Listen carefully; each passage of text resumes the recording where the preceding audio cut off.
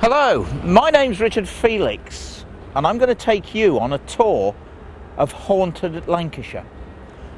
Some of the stories that you're going to hear are going to be concerning real ghosts, entities, spirits, trapped souls that for some reason are still on this earth, A, because they're still wanting to haunt the area, and B, because they actually can't get away because of the terrible trauma of their death. And until someone releases them to go to where all good souls will go, then they are going to continue to haunt this earth. Other hauntings, or ghosts, I believe are no more exciting than a recording, pressing the replay button of a video camera. That's concerning tragic, traumatic, premature death. Their time hadn't come, and the energy used by the body, the electronic impulses given off by the brain moments before death, can be so immense that I believe that the event just before death can be recorded into the fabric of the building, the bricks, the woodwork, the mortar, possibly even the soil. And then sometimes on the anniversary of the death, or when the atmosphere is the same, certain people actually see that event again. This is of course why these recordings, if you like, are clothed, because how can you see a ghost with clothes on unless it's just a recording? Now, what better place to start this tour than here? I'm on the roof of Terminal 1 at Manchester International Airport, and although it's now, of course, in Greater Manchester, of course Manchester was once part of Lancashire and played a very great part in Lancashire's history. And here at the airport, of course, which was originally Ringway Airport, the home of 613 Squadron, City of Manchester Squadron, there are ghosts. And in one of the old buildings that was originally a barrack block of 613 Squadron, there is the ghost of an old man who's been seen on frequent occasions by members of staff, by shipping clerks, cleaners and workmen. They see this old man walking through the building, through the offices, and the cleaners prefer to work in pairs. They don't like working alone in the building, either in the daytime or especially, of course, at night. There's also, of course, this was a wartime airfield, and there has on frequent occasions been seen a ghostly figure of an airman that of course could well have crashed in one of the ill-fated Manchester bombers. So settle back, turn down the lights, and let me take you on a tour of haunted Lancashire. And we're here in Preston. Strange place, considered rather an ill omen in 1715 when the Jacobites coming from Scotland were turned back at Preston after a small battle. And in 1745 Bonnie Prince Charlie and his troops were very keen to get through, to get south. But we're not here for an old ghost story, we've got a modern ghost story here in the Charter Theatre. With me is Peter Ingham. You are the centre manager, complex manager, technical manager here, and well, you've sent something in the building, haven't you? That's right. Yes, we were doing a show one night, and a colleague who was in the control room on the lighting up here, at the back there, he said he could hear footsteps, and I was on stage, and I said, no, it can't be footsteps. Anyway, we agreed that during the interval we'd have a look and see what was happening, see if there was anybody there. And he would go from his end, I would go from the stage side and have a look in the ceiling. And lo and behold, we didn't find anybody. You met, in other words? We met, we searched up and down the catwalks up there, and we met just down the front of the stage. And there was nobody there. and we were crouched down because it's a very low roof, and of course, there was a handrail down one side of the catwalk. I hasten to add there were two rails now, right. But we were crouched down and we were saying, you know, there's nobody there. And as we talked, we heard footsteps go past us, and we moved. You physically... We physically moved against the handrail. You weren't pushed, I presume. No. You moved because someone was going by. That's right. Automatically. As though you were making way for somebody to go past. What, you saw no one? Saw no one. My goodness. But I mean, since then, we've had various functions on where we've had you know, mediums and such like in the building, and they've sensed there was a presence. Really? In the building, yeah. And in fact, the chap was killed here when the place was built, yes. apparently. Scaffolding. He fell, and was down there, down at this bottom corner. Really? He landed on the front of the stage. This was all full of scaffolding.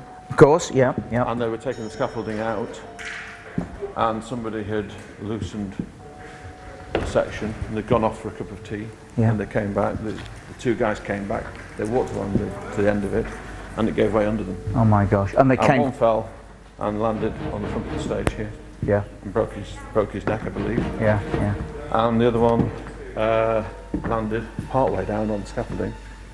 And in later years, I met him up on the roof. He was here supervising a job. Right. And he said, I worked on this place when it was first built. He said, my mate was killed here. And I said, I've met him. He said, he said the bugger would walk. Marvellous. And it was literally on this spot? On this corner. Where the poor chap died? Yeah. Peter, that's wonderful. Thank you very much indeed. Thanks. Okay.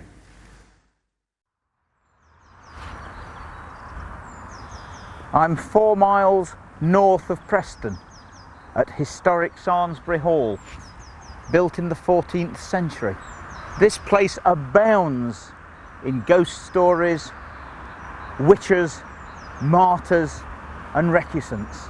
But while we're standing outside in the sunshine, it's best to start with the story of Dorothy Southworth. She was the Catholic daughter of Sir John Southworth. They'd lived here for hundreds of years.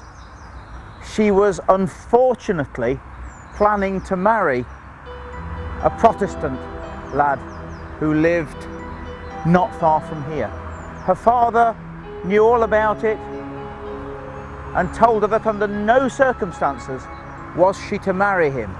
So the two of them plotted to elope.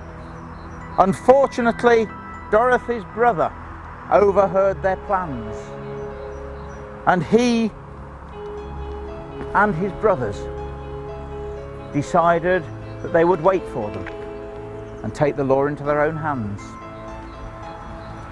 Dorothy was meeting her lover round the back of the house. They were going to leave the country together. But unfortunately, when her lover arrived, Dorothy's brother attacked him, killed him and his two companions somewhere around the area of this tree. And people say that even to this day, their ghosts are seen around here. Dorothy was sent off to a French nunnery. She was so distressed that she committed suicide, and they say that her ghost returned here to the hall and has been seen on many, many occasions wandering in the grounds around this place. But to bring it to modern times, she's also been seen outside here on the road. 3 male skeletons were found buried near the wall of the hall. Dorothy's ghost is also said to wander along this road. There have been many reports of buses actually stopping to pick her up, and in fact the bus stop is literally just down the road here, and also many stories of motorists and lorry drivers slowing up as this white apparition crosses the road from the fields across here and walks back through the wall back into the hall. But that's not the only ghost stories, there's more. So let's go inside and have a look.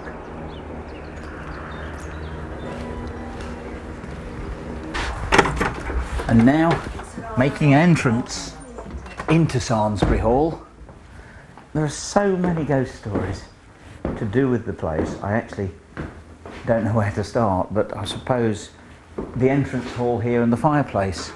An American visitor came here, took a photograph of the hall, and when the photograph was developed, there was a strange shadow in the fireplace that resembled a coffin. No one knows why that should have been there, but when the American took the photograph, of course, it wasn't on it. Because as she said, had she have seen it there, she would have done more photographs and taken close-ups, but it was not there until the actual photograph was developed.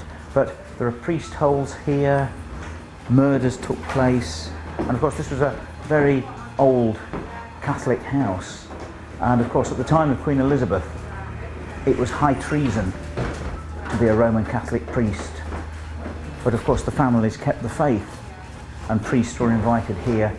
They usually came clandestine in ordinary clothes, not dressed as a priest, and if there was a sign that Elizabeth's soldiers were coming, then it would be quickly farther into the priest hole, and there is one upstairs, so we'll go and have a look. But first, on the ground floor, through here, a ghost story again, another one. This building was requisitioned during the Second World War, and a lot of army officers lived here.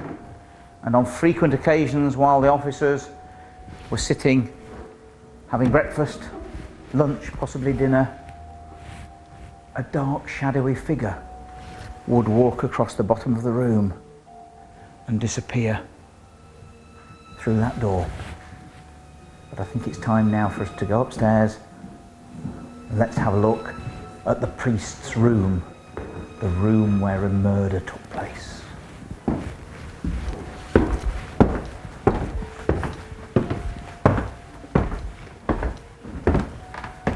I'm now upstairs, approaching the haunted priest's room.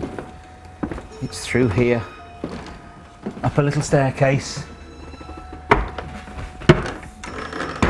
and into this very ordinary, insignificant looking little room. But apparently, story has it that in 1592, a priest was found here and killed or murdered by Queen Elizabeth's soldiers. And there have been lots of stories of people coming here, especially ladies, who get as far as the door and stop and say, I can't come in here. Now I must be honest with you, it didn't have any effect on me at all. But who knows? He was murdered and his blood stains were all over the floor of this room. And on frequent occasions they tried very hard to remove the blood stains, but they kept reappearing.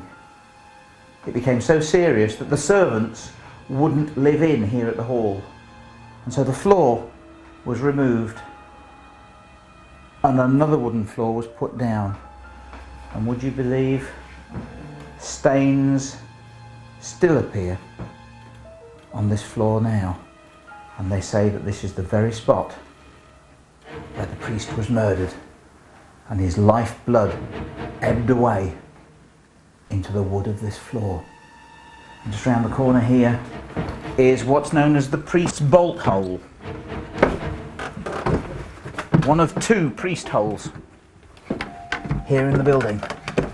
And up here, next to the room, a little opening with a little secret door. Whether I can open it or close it, I don't know. Here's the door that closed so that no one would know that there was a priest hiding above the stairs. Last time I did that, the door opened on its own. But it's obviously camera shy, because it's not going to do it again. Oh, it does, but I think I made that happen. And that is the end of the stories of the ghosts of this incredible old 14th century hall, which is open to the public. I'm sure you'll all want to come. Tuesdays, Wednesdays, Thursdays, Fridays and Sundays throughout the year. And of all the places that I've visited up to now, I would think probably more ghost stories here than any other place we've been.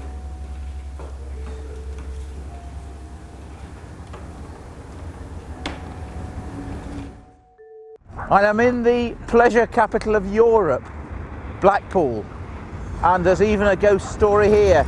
It's not to do with a ghost train, but would you believe it's actually to do with a ghost tram? And apparently on frequent occasions, people very late at night, usually on a blustery, windy, rainy night, see a ghostly tram coming along the rails here. In fact, on frequent occasions, people have stopped at this bus stop, the Alexandra Road bus stop, seeing a tram coming along here, waiting, and it suddenly disappears as it gets closer to them. There's also a story of tram drivers at night driving along here. They see a man standing in the middle of the rails, holding a red lantern. They slow up, they think there's a problem, and then as they get towards him, he just vanishes from sight. Perhaps the people that are actually standing at the bus stop, or should I say the tram stop, late at night waiting for the tram, for all we know, it could well be the spirits from behind the bar that have caused their hallucinations. But there's also a story of a man running out from one of the hotels, running across the road, making it safely, and actually being run over by a tram here. And they say that his ghost still wanders around this area. True, fiction, we don't know. We haven't found any records to prove it.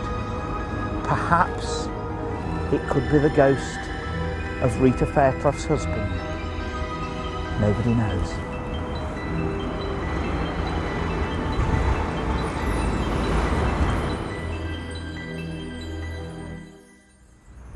And I'm now in the centre of Lancaster.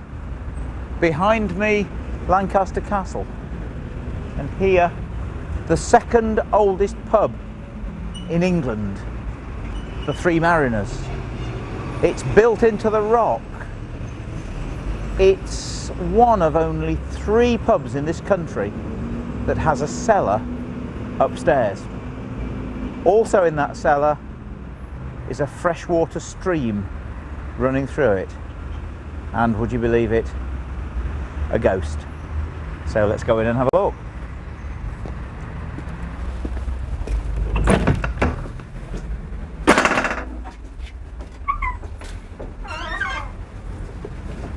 This place has been here since 1213. Absolutely incredible old place. And of course, when Bonnie Prince Charlie's soldiers came through Lancaster, I wonder how many of them were billeted here in this building. They have a ghost downstairs. Funnily enough, a ghost that stands here behind the bar. They say it's the ghost of a man.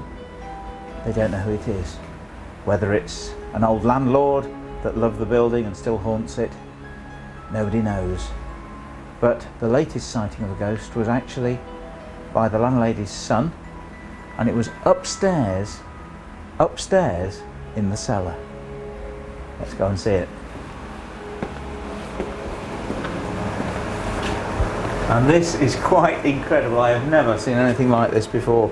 You actually climb up this metal ladder to get into the cellar. And I've never climbed up into a cellar before.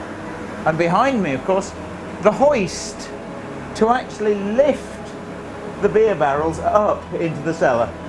rather than rolling them down or dropping them down. Quite amazing. Here is the stream. Water running through here, algae of course, all green. It runs down here. You can see that I'm standing in the water and there are little holes here for the water to disappear, and it flows away down here and down the drain. And whether it's water that attracts a ghost up here, I don't know. But literally here, standing in the middle of the room, one day, Graham, the son of the landlady, was up here fetching ice, came back downstairs, of course, and said to his mum, "Mum, I've just seen a ghost." And he saw the figure of a man standing here, right in the middle of this cellar. And I would imagine that he beat a hasty retreat, just as I'm going to do now.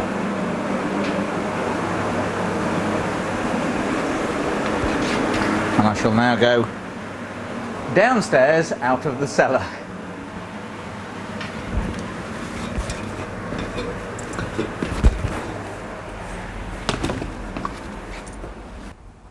And even more ghost stories. The old pool room, which was through there, used to have obviously a table in it. It hasn't anymore, and apparently people used to see the balls rolling around the table when nobody was there, nobody got a queue, nobody was knocking them. There's a ghost in the ladies' toilets, and I think probably for the first time in my life I'm off up to the ladies' room to have a look. Now it's surprising actually, because when people talk ghosts and toilets, it's always rather tongue-in-cheek. People usually laugh, but you'd be surprised while we've been doing this tour just how many toilet ghost stories there are. And I'm now standing in the ladies' toilet, and on frequent occasions customers, ladies, come downstairs, come back to the bar, and they say to the landlady, "I've seen a ghost in the ladies' toilets." And luckily it's the ghost of a lady.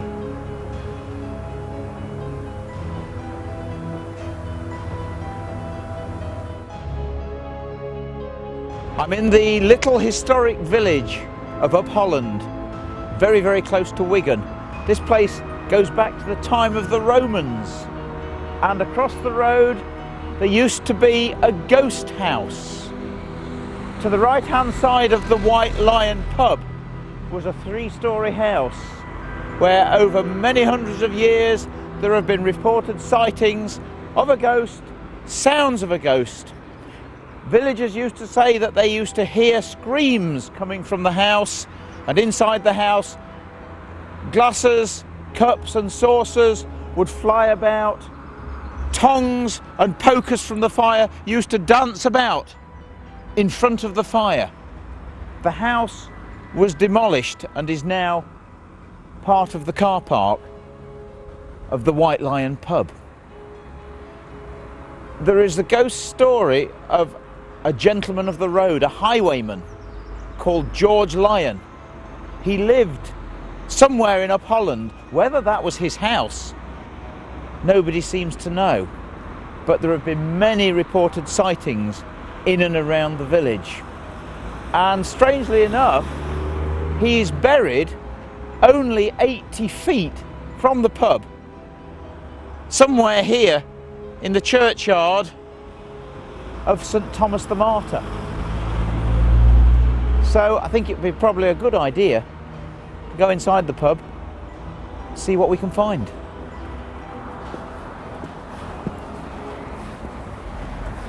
And we're now inside the White Lion at Upholland, and with me, Jimmy, you're the landlord. Yes, I am. Yeah. I mean, have you seen anything inside the pub? I've never seen anything. We've only heard one voice, and the voice just said hello. And there was 3 of us in that night, and there was nobody in the pub at all. We looked in every room, and that was it, just hello. Really? I mean, did it come from behind the bar, or? No, it definitely came from inside. Right. But Nobody else in the pub. Good grief. And all 3 of us heard it. Yeah, yeah. So it wasn't the spirits behind the bar talking? No, definitely not. Definitely not. And what about, there was a previous landlord, he actually had an experience, didn't he, inside? Or Mick had actually had two experiences. One was his cleaner. His cleaner actually saw a figure doing in that room there. Right. And then about 3 months later, Mick was actually cashing up behind the bar, and he got a tap on his shoulder. And when he turned around, it was a nun in the habit and everything. Standing inside here? Just right behind him. And of course, this building is obviously stands on much earlier properties. It's round about 1400s. Crikey. So there could well have been something else, monastic house, nunnery, something around here that... Well, there is a nunnery across the road. Oh, say no more. And in the car park over there, you can actually see the archway, what led to it. But now there's only that much of the archway left because they built it up. Oh, I see. So she's obviously, for whatever reason, still haunting the area because of the nunnery across the road? Yeah. Right, that's great. Well, now the grave, he's not actually, you can't see his grave, can you? The highwayman's grave. Actually, you can. He's with his mother across the road. Really? Yeah. So they've actually buried him in his mum's grave? Yes. His mum's called Nanny Lion.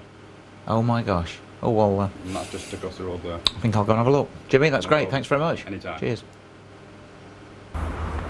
Now, according to Jimmy, the grave is somewhere around here in the bushes. So, a quick search. He says it's a very plain looking grave. Some fantastic old graves here. This one going back to 1776. It's very close to the road. That's Annie something, it's not that one.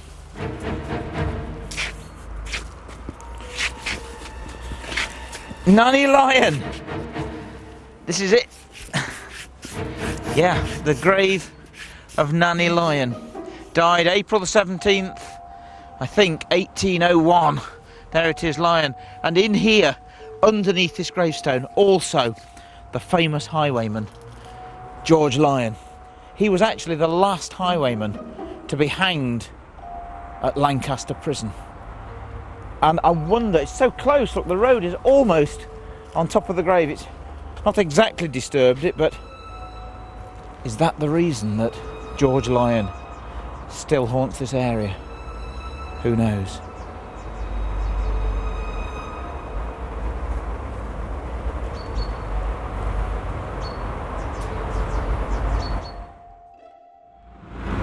George Lion, the famous Up Holland highwayman, haunts the area around here, the crossroads at Billinge.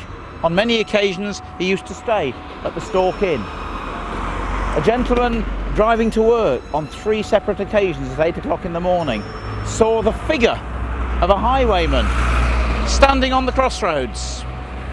And another gentleman visiting friends here, walking down to the pub late one night, actually says that he had, for want of a better word, a flashback in time. He saw the ghostly reenactment of a highwayman standing near the church with pistols, holding up his victim and actually taking a purse of gold off the poor unfortunate man here on these crossroads at Billinge. They've done exorcisms round here and things seem to have quietened down to a certain extent. But I can assure you there are still sightings of both the Cavalier at the Stork and George Lion here in Billinge. And I'm standing in the car park of the old Stork Hotel, now known as the Stork Inn. The building goes back, they believe, possibly to the 14th century. It says on the door 1752. It's got the ghost of a royalist soldier, a cavalier. This place was used as a prison. It was known for a period of time as the Tower Prison. Parts of it are still preserved underneath the building. And during the English Civil War, royalist soldiers were imprisoned here. One of them died from mistreatment by Cromwell's soldiers here at the inn. And his ghost still haunts this building to this day. There have been many reported sightings when it was a hotel. Very, very loud footsteps clonking along the landing, so loud that they actually woke up some of the guests in the night. And a cavalier, a royalist, has been seen around the building on many occasions. In the bar, walking up and down the stairs, still got the original staircase in it. And one gentleman, a customer at the pub, went to the gents' toilets and was standing washing his hands and noticed in the mirror a cavalier standing behind him. Made him jump. He turned thinking that it was just a chap that was off to a fancy dress party, and he watched it vaporise. It just vanished and disappeared in front of him. Now, the amazing thing is that an awful lot of people believe when they first see a ghost that it's a real person, just like the gentleman in the toilets. He didn't sort of jump backwards terrified because he'd seen a ghost. He just converted it straight to reality, as people do. Thought he was going to a fancy dress party. And people frequently do this. They think that the ghost or the apparition that they've seen is their dad coming in the room, Dr. so-and-so off the other shift, something like that. It's only when they do something strange, like walking through the walls, disappearing, vanishing, vaporising as the ghost did here, that they actually realise that they've seen a ghost. The original road goes down here, and round the corner you can actually still see the original mullioned windows of the old building. One here, now at ground level, almost disappeared, and round the corner here, even better ones of the original window. And this is part of the cellar, the prison underneath, that you can see from the other side. And all of this is the original part. Probably the ghost is, for want of a better word, recorded into the fabric of this building. The stone does tend to hold events a little bit like a cassette player. It's really no different to pressing the play button of a cassette player, of a video recorder, and you see the event again. But there's no doubt about it that the old Stork Hotel here at Billinge is a very, very haunted building.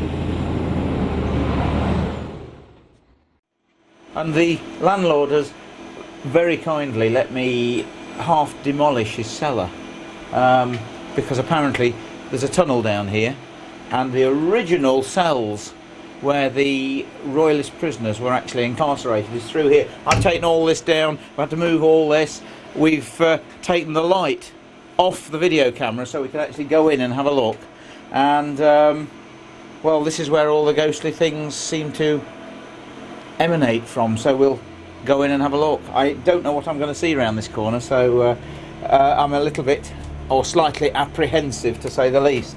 But here we go. Oh my God, is this old? And just showing the light so the cameraman can see where he's coming. And in we go. It's very wet, very muddy. Oh my goodness. And through here is the original prison where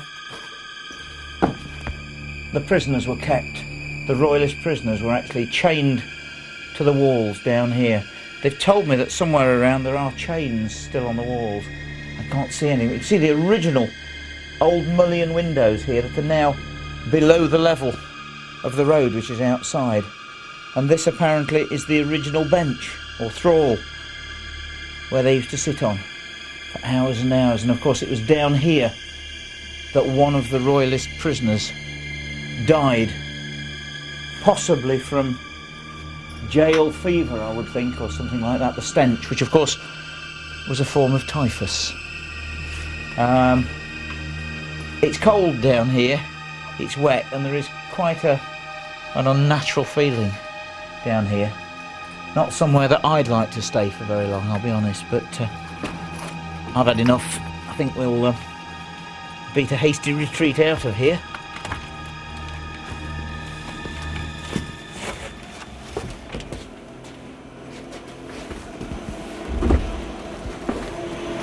Back to the light. I'll switch this off. And I'll now put the tunnel back to what it was and replace the cellar. On the National Ghost Tour, obviously we're wandering the countryside looking for ghosts. One or two strange things have happened on the way. One of them was at Northamptonshire when a door slammed while I was sitting on the bed. A strange noise in a churchyard and there was no one there, but this has got to be the strangest of all. I'm in the town of Colne near Pendle. I knew virtually not a lot about the history of parts of Lancashire, and driving up this morning on the M6 I was humming Nearer My God to Thee. When we arrived at Preston, I was given this booklet from the Tourist Information Office called Discovering Pendle, and I was looking through it, noticing one or two names, and would you believe I actually found the name of Wallace Hartley, who's buried here in this churchyard. This is Wallace Hartley's grave, and it says, "In loving memory of Wallace Henry, the beloved son of Albion and Elizabeth Hartley, formerly of Colne, who lost his life in the SS Titanic disaster on April the 15th, 1912, aged 33 years. Wallace Hartley was the band leader on the Titanic, and as the ship was sinking, he organised the band to stay on the deck and play Nearer My God to Thee." And I just can't believe that I was, for absolutely no reason at all, humming that tune on the way up here to Lancashire today. It's taken me nearly an hour to find this grave, but I'm very, very glad that I've done it.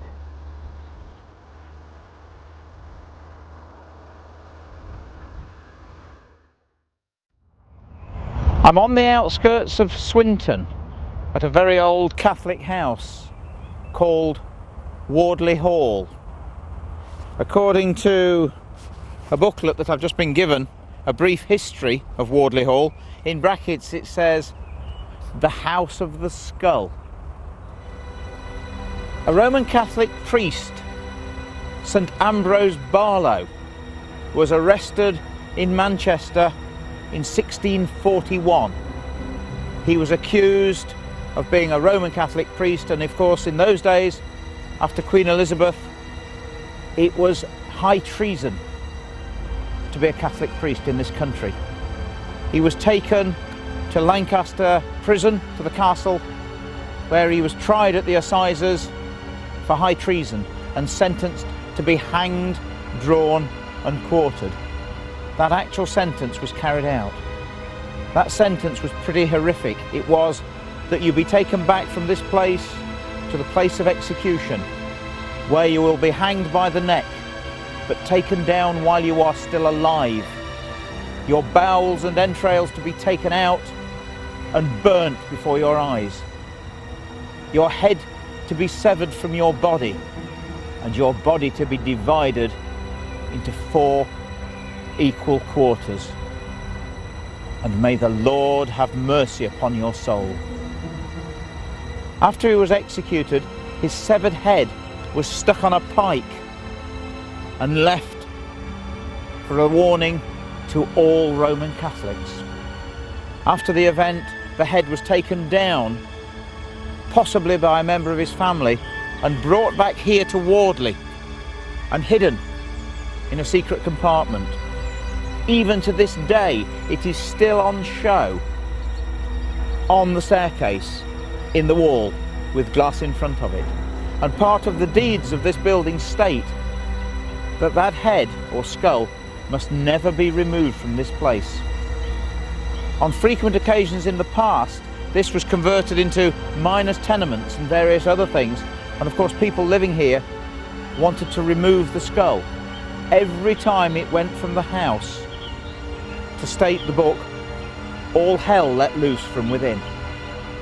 Poltergeist activity took place, furniture was moved, pottery broken, and on frequent occasions during the night, screams were heard from outside the hall until the skull was replaced.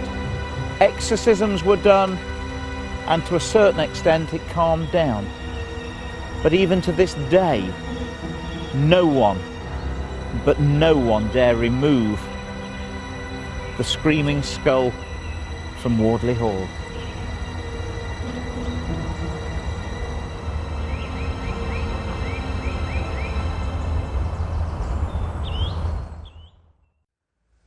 Pendle Hill rises above the ancient hunting ground known as the Forest of Bowland. It was a place of wolves and wild boar, and it was very much a place of mystery.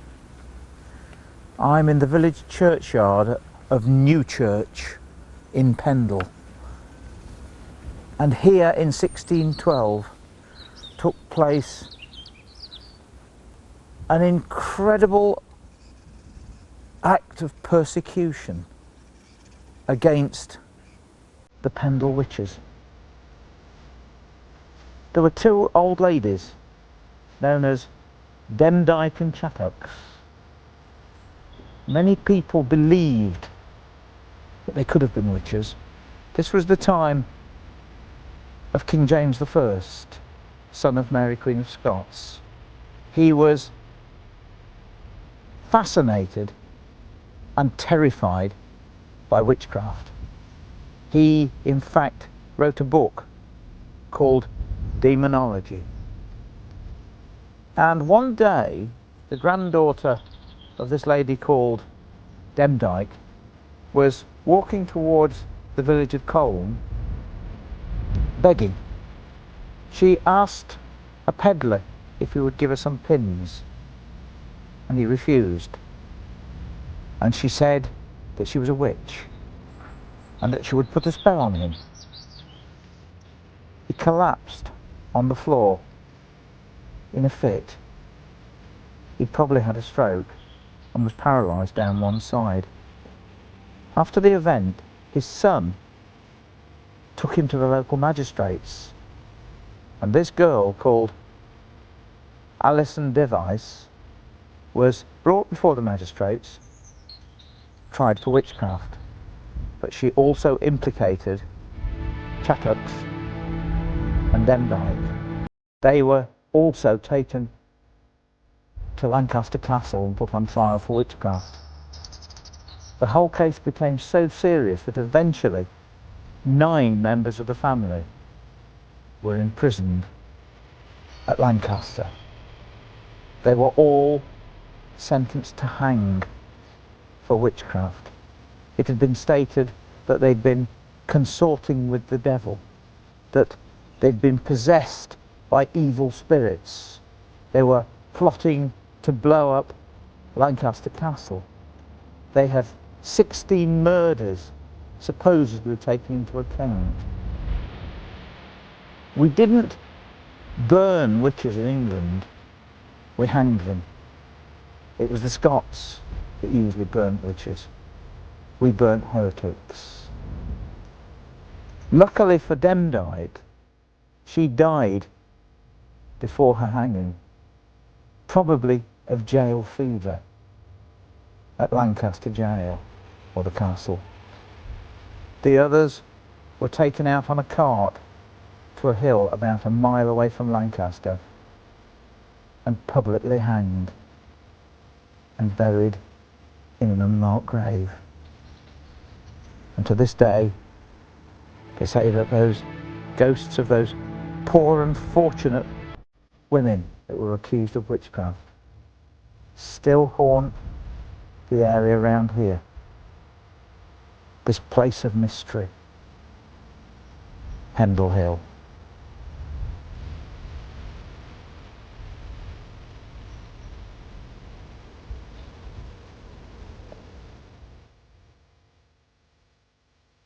The tower here at Newchurch dates from around the time of the Pendle witches, and even to this day on the tower you can see the eye of God. The villagers believed that that eye kept watch over them and protected them from the evil spirits that lurked around here in these hills.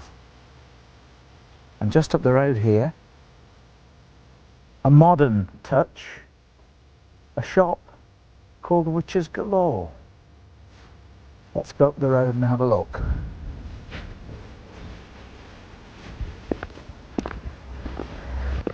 It's a steeper hill than I thought it was going to be, but here I am outside Witches Galore. Good evening, ladies. And well, it's absolutely full of things to do with witches, so we'll go in and have a look. Hi, now Maureen, you run Witches Galore. Yes. Yeah. Uh-huh. What is the connection actually with Newchurch? Well, Witches Galore because we trade on the history of the Pendle witches from 1612. Right. That's why we're Witches Galore. Yeah, and did anything happen actually in Newchurch, or is it just Not close? specifically in Newchurch. Alice Nutter lived at Roughly Hall, which is just less than Oh a mile yeah, down yeah. I the noticed road. there are actually 3 gravestones That's to the right. Nutter family That's actually right. here in the churchyard. Yes, yes. Which I found quite amazing. But I mean, so you obviously have an awful lot of visitors we that do. come and From visit and anywhere, buy. Anywhere in the country, anywhere in the world. Yeah. Every day brings overseas people. If you look on the front of the counter here at this chart, Yeah. we collect the word for witch in whatever language, and I think there are some 60 odd different languages there.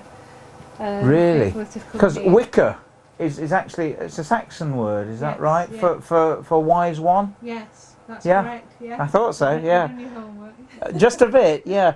But any ghost stories?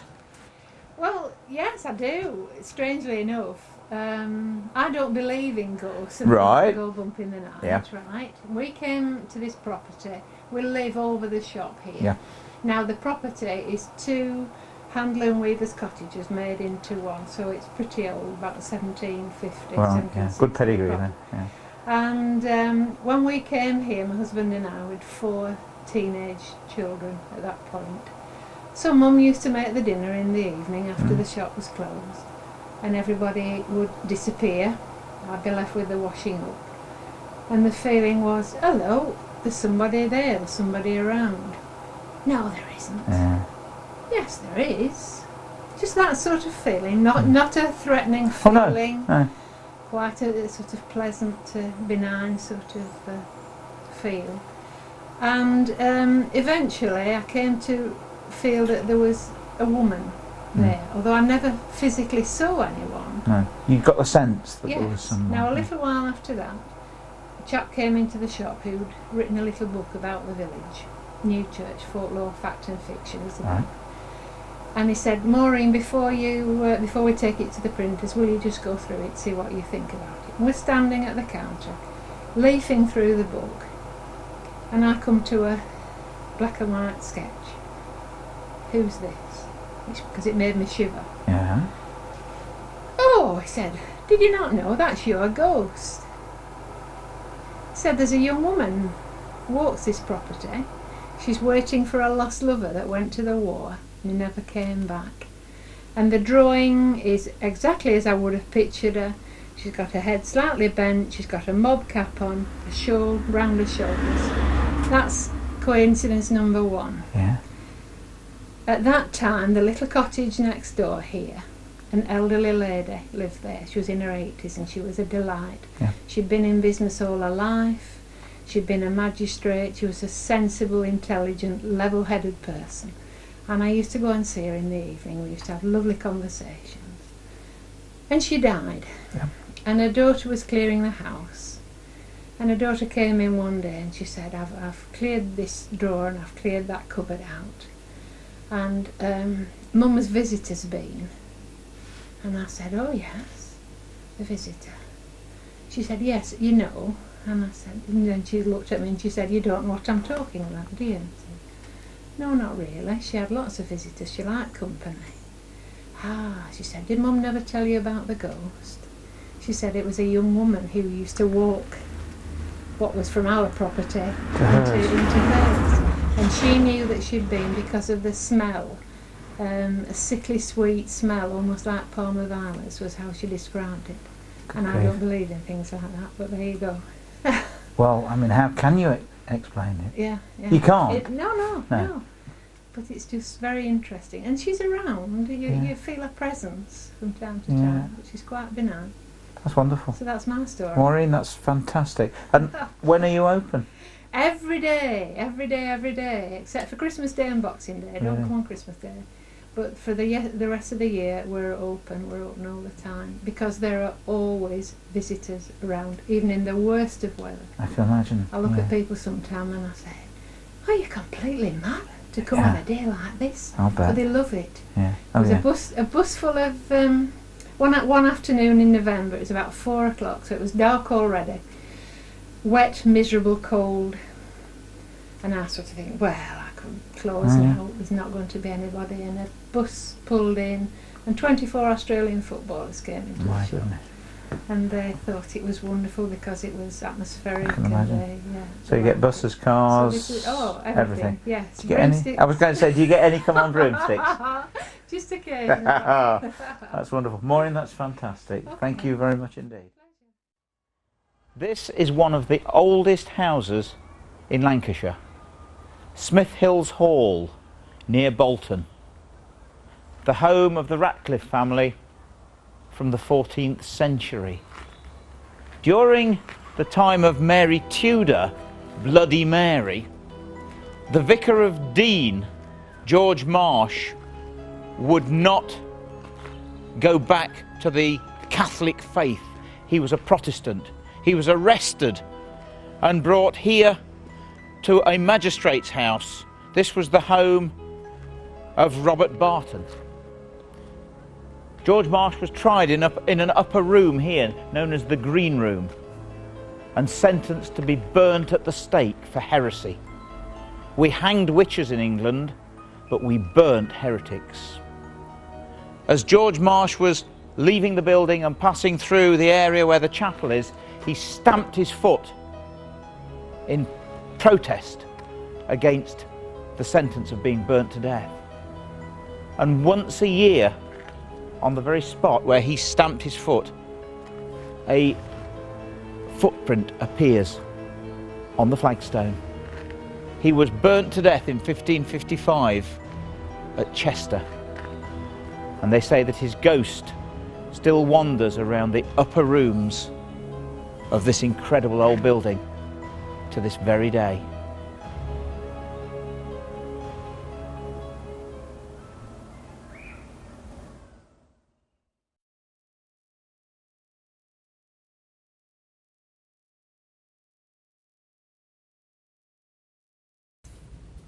Hello, my name's Richard Felix, and I'm here at my base at the old county jail in the centre of Derby. This place over the last 150 years has been a place of terror, torment, and of course death.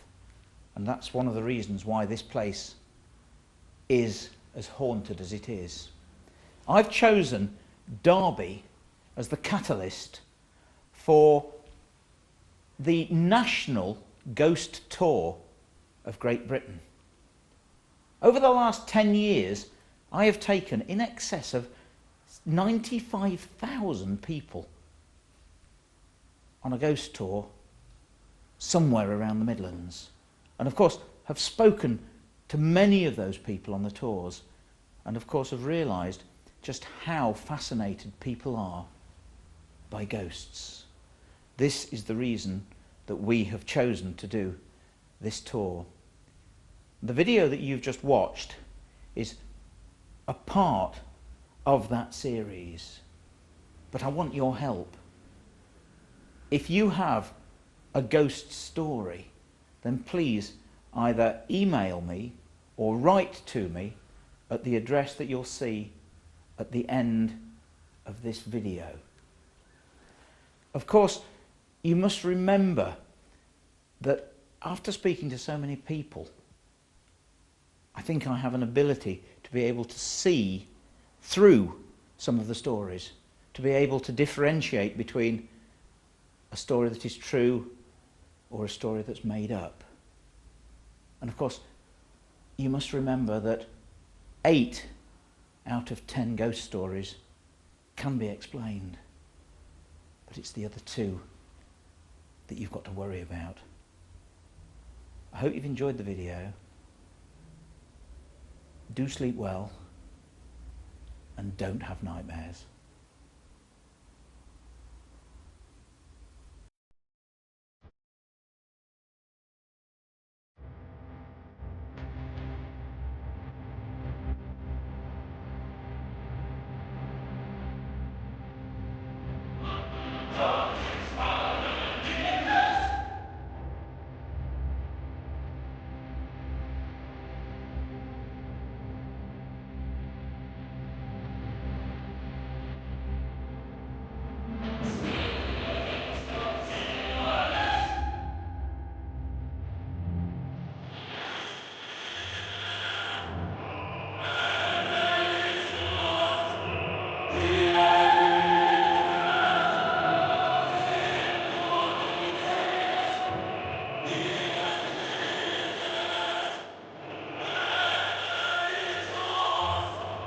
Yeah.